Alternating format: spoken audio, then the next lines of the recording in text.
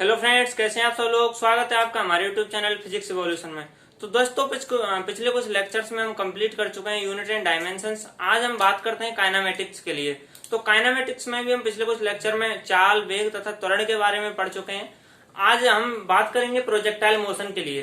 अब सबसे पहले बात आती है कि भाई प्रोजेक्टाइल मोशन होता क्या है। तो प्रोजेक्टाइल मोशन क्या होता है, जब बिना ईंधन की खपत के कोई भी कण क्या है, गुरुत्व के अधीन मोशन करता है। जैसे यहां से ये पार्टिकल मोशन किया, ये इसका y कोऑर्डिनेट, ये इसका x कोऑर्डिनेट, यहां से किसी भी थीटा एंगल पर इसने मोशन किया, तो ये इसकी प्रक्षेप्य गति कहलाती है। अब प्रक्षेप्य गति में हम बात करेंगे भाई प्रक्षेप्य गति में क्या होता है। तो यह एक द्विविमीय गति होती है।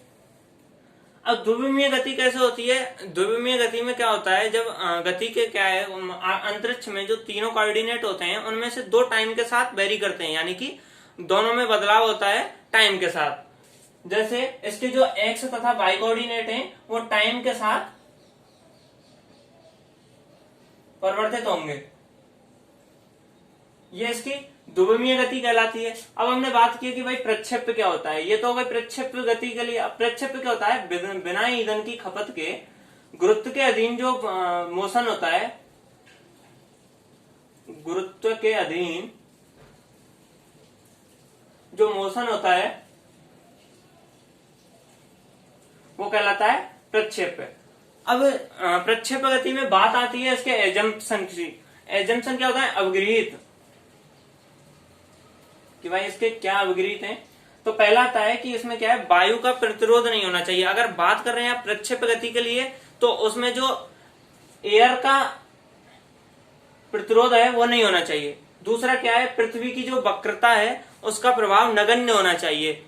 और तीसरा है, पृथ्वी के जो घूर्णन है उसका उस पर कोई भी प्रभाव नहीं होना चाहिए। ये होते हैं इसके एजम्पशंस। अब हम बात करें कुछ इंपॉर्टेंट पॉइंट्स की, तो इनमें इंपॉर्टेंट पॉइंट्स क्या है कि जो इसकी प्रक्षेप्य गति की दोनों गति होती हैं, क्षैतिज तथा ऊर्ध्वाधर, क्षैतिज तथा ऊर्ध्वाधर, वो दोनों स्वतंत्र होती हैं एक दूसरे से। दूसरा क्या होता है, इसमें जो क्षैतिज घटक होता है वो कांस्टेंट होता है, यानी कि जो ये वाला ये होगा, इसके दो घटक होंगे। एक तो ये इसका मान लो कोई भी x cos थीटा है, ये वाला क्षैतिज, और ये y sin थीटा है ऊपर वाला। तो इसमें जो ये क्षैतिज वाला होगा ये ऑलवेज कांस्टेंट रहेगा। तीसरा क्या होता है, इसमें क्षैतिज घटक होता है वो अत्वरित व नियत होता है, यानी कि ये कांस्टेंट रहेगा और ये त्वरण, इसके अंदर त्वरण नहीं आता, ये अत्वरित रहता है। और वहीं ऊर्ध्वाधर घटक इसका त्वरित व अवमंदित, यानी कि वह एक समान त्वरित होगा, उसका त्वरण जो है वो एक समान होगा और वह अवमंदित गति करेगा। ये बात हो गई इसके ऊर्ध्वाधर घटक के लिए। अब बात करें वहीं इसके प्रक्षेप्य गति के प्रकारों की, तो प्रक्षेप्य गति में सबसे पहले बात आती है तिर्यक की, फिर दूसरे पे आता है क्षैतिज, और थर्ड नत समतल पर। अगर हम इनका देखें डायग्राम बना के,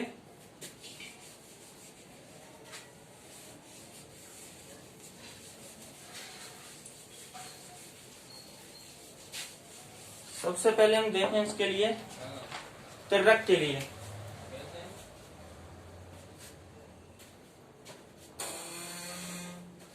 तिर्यक में क्या होता है, ये कोई भी पार्टिकल है,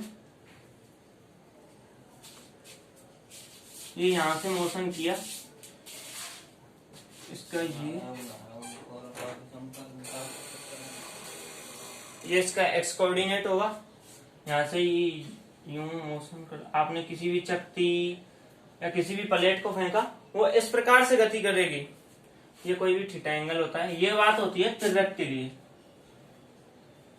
अब हम बात करें कि भाई तिर्यक में क्या क्या होता है। तो सबसे पहले इसमें जो कांस्टेंट होता है वो देख लेंगे कि कांस्टेंट क्या क्या होता है। तो इसमें कांस्टेंट होता है क्षैतिज घटक, वो तो प्रक्षेप्य गति में हमेशा ही कांस्टेंट रहेगा। इसका क्षैतिज घटक,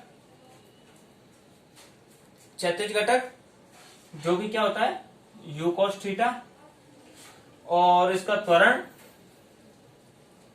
g तथा जो इसकी यांत्रिक ऊर्जा है वो कांस्टेंट रहती है। और जो वेरी करते हैं, जो परिवर्तित होते हैं, वो क्या होते हैं? इसका ऊर्ध्वाधर घटक,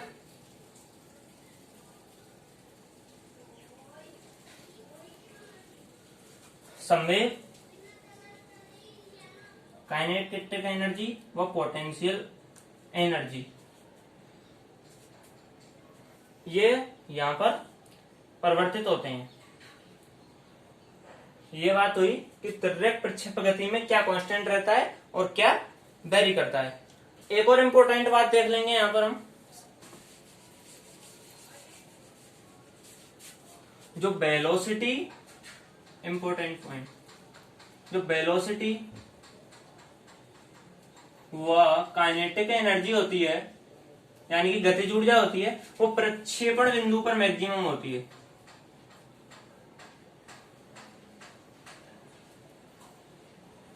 इसकी वेलोसिटी तथा काइनेटिक एनर्जी मैक्सिमम होती है कहां पर? प्रक्षेपण बिंदु पर। दूसरा देखेंगे,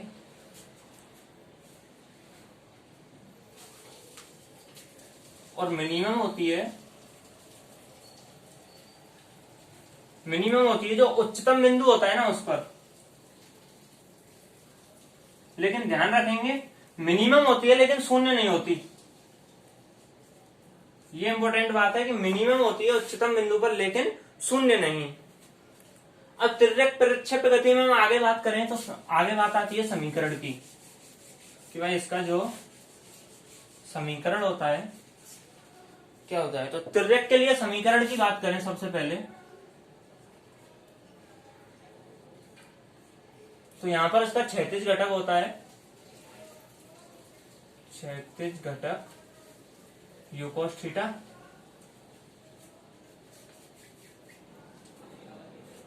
तो x के लिए बात करें, x दूरी u cos theta into T, तो टाइम देखें यहां से x upon u cos theta. पहले डायग्राम देख लेते हैं इसका। यहां से इसको मोशन कराया थीटा एंगल पर,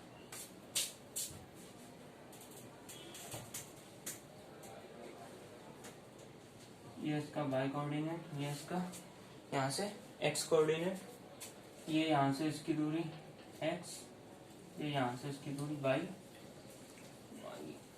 x। ये कोई भी बिंदु यहाँ हम इसका p पर ले रहे हैं सारा काम। ये इसका u sin थीटा हो गया ऊर्ध्वाधर घटक, और क्षैतिज घटक इसका u cos थीटा हो गया।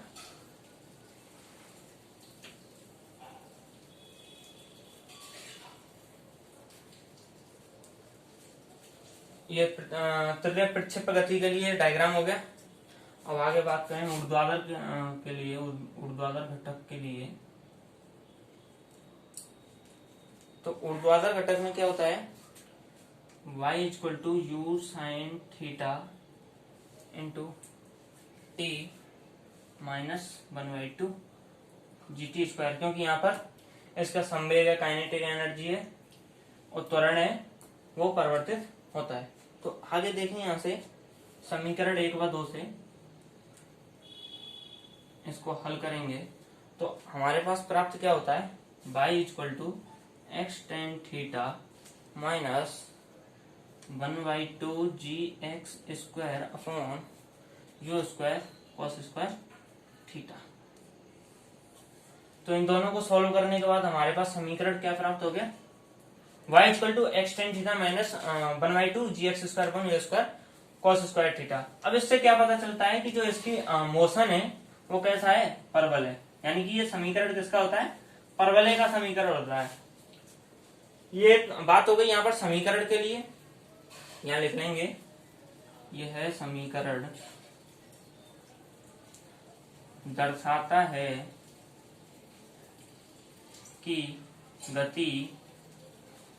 गति क्या है, परवलयिक है। ठीक है, अब आगे बात करते हैं हम इसके लिए संवेग में परिवर्तन के लिए। देखें अब यहां से, ये तो हो गई समीकरण की बात, नोट कर लेंगे। अब हम बात करते हैं संवेग में परिवर्तन के लिए।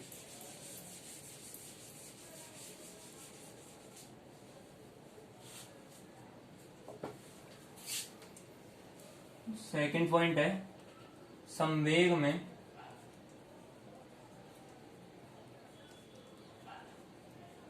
परिवर्तन। संवेग में परिवर्तन के लिए बात करें तो हमारे पास जो वेग का वेग आता है वो आता है -k2u sin थीटा। ये हमारा वेग का घटक आता है। क्योंकि संवेग क्या होता है, p = mv, तो यहाँ पर मास से इसको डिवाइड करें तो ये आ गया p = -k2mu sin थीटा। अगर संपूर्ण उड्डयन काल के लिए हम संवेग में परिवर्तन देखें यानी कि डेल्टा p यानी कि p फाइनल माइनस के p इनिशियल, तो ये हमारे पास प्राप्त होता है क्या, ये हमारे पास आता है -k2mu sin थीटा। तो यहाँ ये संवेग में परिवर्तन के लिए बात हो गई। सॉरी, ये हमारे पास -k2u sin थीटा बोल रहे हैं?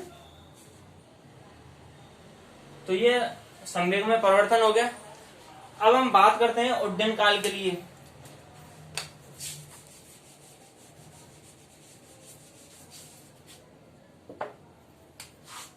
थर्ड पॉइंट है उड्डयन काल।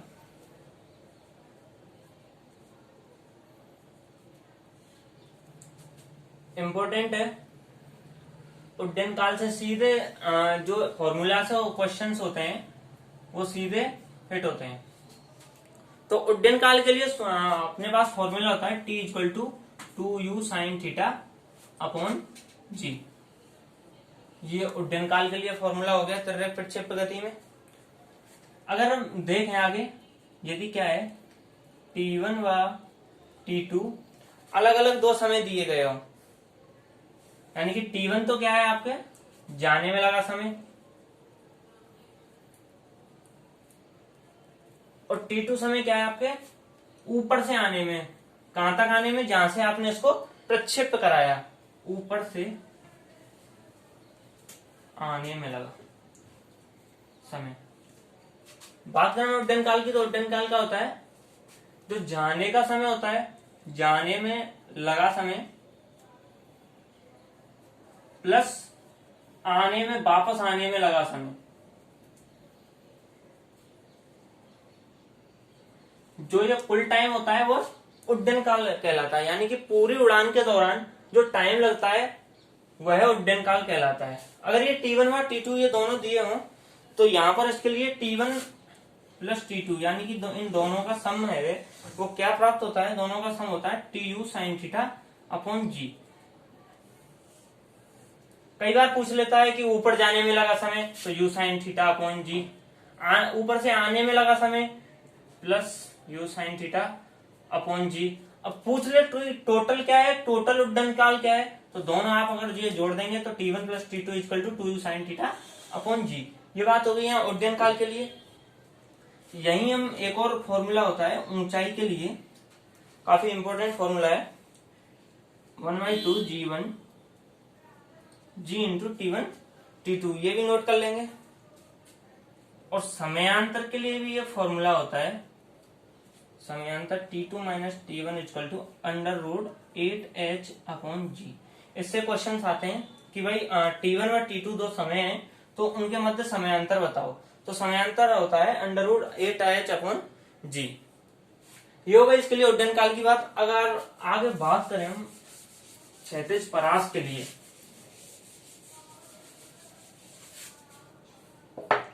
क्षैतिज परास,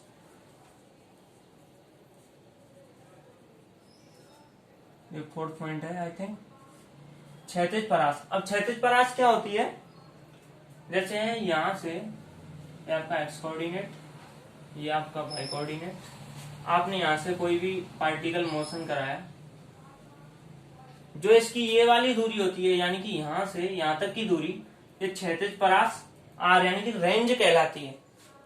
ये कोई भी थीटा एंगल होता है, ये इसकी रेंज होती है। अब रेंज क्या होती है, r = u² sine 2 theta upon g, ये इसकी क्षैतिज परास होती है। एक बात ध्यान रखेंगे इसमें, जो इम्पोर्टेंट बात है, मैक्सिमम क्षैतिज परास आर जो होती है वो थीटा इक्वल टू 45 डिग्री पर होती है। तो ये क्या होती है, आर यहाँ पर R equal to u square upon g. कई बार क्वेश्चन पूछेगा कि कोई भी देगा, जैसे कोई भी प्लेयर का नाम दे देगा, महेंद्र सिंह धोनी को, कि कोई भी बॉल सबसे दूर पहुंचानी है तो वो किस एंगल पर मारे कि बॉल सबसे दूर जाए, तो उसके लिए थीटा इक्वल टू 45 डिग्री होना चाहिए। अगर वो 45 डिग्री के कोण पर बॉल को हिट करेगा तो बॉल जो है सबसे दूर जाएगी। ये देख लेंगे क्षैतिज परास के लिए, यहाँ बात हो गई है। अब बात करें हम अधिकतम ऊंचाई के लिए।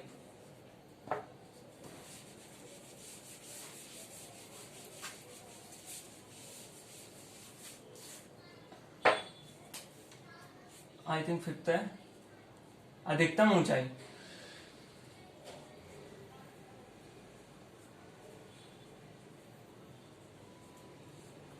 अधिकतम ऊंचाई क्या होती है, जैसे आपने यहां से कोई पार्टिकल मोशन कराया, ये यूं गया, अब जो इसकी ये मैक्सिमम हाइट है, यानी कि ये सबसे ज्यादा किस ऊंचाई तक गया है, तो इसकी ये अधिकतम ऊंचाई कहलाती है।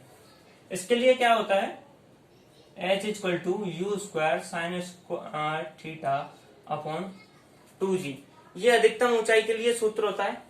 अब यहां भी अगर हम बात करें h मैक्स के लिए, तो h मैक्स के लिए ध्यान रखेंगे तो साइन स्क्वायर थीटा होता है वो मैक्सिमम किस पर देता है, थीटा इक्वल टू 90 डिग्री पर, और इसका मान क्या होता है 1। जो साइन स्क्वायर थीटा का जो अधिकतम मान होता है वो क्या होता है 1 होता है, और ये थीटा इक्वल टू 90 डिग्री पर आता है। अगर हम यहाँ थीटा रखें तो एच मैक्स क्या आ जाएगा, यू स्क्वायर अपॉन 2g। तो अधिकतम ऊंचाई को पूछे तो सीधा सीधा यू स्क्वायर अपॉन 2g अपन लिख देंगे। अब यहां मैं एक और बात बताना चाहूंगा आपके लिए, जो क्वेश्चंस आते हैं वो सीधा सीधा उड्डयन काल,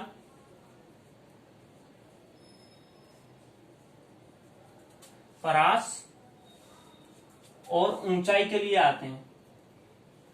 तो आप इन्हें तीनों को याद कर लेंगे, t equal to 2u sine theta upon g, सूत्र लिख लेंगे r equal to u square sine 2 theta upon g, और h के लिए लिख लेंगे u square sine square theta upon 2g। इनके लिए लिख लेंगे यहाँ, और देख लेंगे जो टाइम समय अंतराल होता है, टाइम डिफरेंस होता है, वो इसके लिए √8h अपॉन जी होता है, और t1 प्लस t2 यानी कि ये टोटल उड्डयन काल होता है। r मैक्स के लिए बात कर लेंगे यहाँ, तो at theta equal to 45 degree, ये यू स्क्वायर अपॉन जी प्राप्त हो जाता है। और एच मैक्स के लिए बात करें तो ये थीटा इक्वल टू 90 डिग्री पर यू स्क्वायर अपॉन 2g हो जाता है। तो दोस्तों ये आज हमने बात की है तिर्यक प्रक्षेप्य गति के लिए। आगे के लेक्चर्स में हम बात करेंगे